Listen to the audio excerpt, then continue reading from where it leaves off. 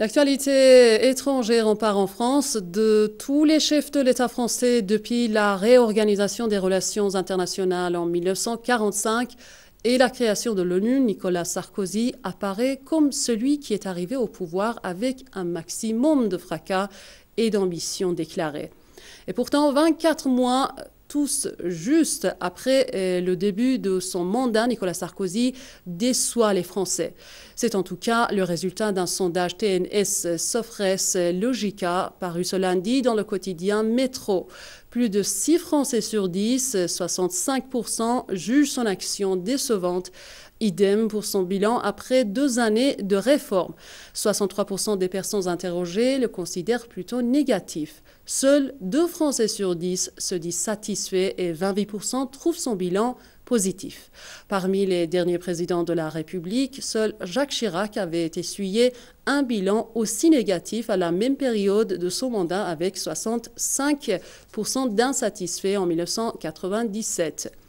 François Daube, politologue français, fait le point sur le bilan des 2 ans de M. Sarkozy à l'Élysée. Sarkozy, ce qui le caractérise, je dirais, c'est un être vibrillonnant. Il s'agite beaucoup, mais dans ses agitations, il faut quand même reconnaître que quelques mesures prises ont été bonnes, notamment la suppression des frais de succession entre couples, qui crée, quand ces frais de succession existaient, qui crée des situations parfois dramatiques. Bon. Monsieur Sarkozy a promis des quantités de choses et il n'a pratiquement pas tenu ses promesses. En revanche, me viennent à l'esprit des détails. Il avait décidé de faire descendre le nombre de tués sur les routes à moins de 3000, et on arrive à une répression d'une férocité inouïe, tout ça pour satisfaire une des promesses de M. Sarkozy, qui n'est pas la promesse la plus importante.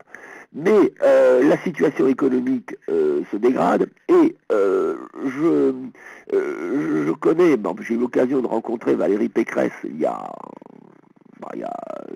un mois à peu près, on a parlé 2 minutes, la situation de l'éducation, enfin de l'éducation nationale en général, et de l'enseignement supérieur est désastreuse. Il ne contrôle pas la situation. Actuellement, en France, vous avez une bande d'irresponsables, des petits groupuscules, qui flanquent le désordre un peu partout, mais il n'y a plus des grands partis puissants d'opposition comme on a connu, moi dans ma jeunesse, je me souviens d'un parti communiste avec des structures considérables, ça n'existe plus, et c'est ça qui est dangereux. Alors, donc, M. Sarkozy s'agite beaucoup, il a perdu dans les sondages, je n'ai plus le chiffre exact, mais enfin, il a déçu tout le monde. Quant à la gauche, personne ne la prend au sérieux, l'extrême droite est par terre. Ah ben la situation n'est pas brillante. Alors maintenant je vais vous parler de la politique étrangère, mais ça c'était du cousu bœuf, puisque c'était le ralliement à l'Amérique et au sionisme. Et d'ailleurs, le discours de Valérie Pécresse à Agnières, que j'ai entendu, j'étais dans la salle, elle a dit « Ah, mais maintenant, grâce à M. Sarkozy, nous sommes bien vus en Israël. » Vous voyez, pour eux c'est très important d'être bien vus en Israël et d'être bien vus aux États-Unis.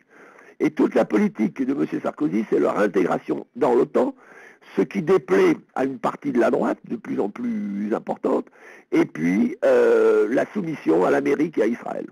Et là, on l'a vu récemment avec les déclarations assez modérées, finalement, du président Ahmadinejad, où tout le monde s'est levé, ce qui montre bien la soumission totale de la France à ces pays-là.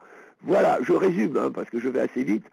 En gros, ce qu'on peut dire, ce n'est pas un succès, mais il a de la chance de n'avoir pas d'opposants structurés. Sa force, c'est ça, c'est qu'il n'y a pas grand monde en face. Vous avez un parti socialiste en crise. Et donc, il est tranquille, il peut continuer à vibrionner. C'est sa chance.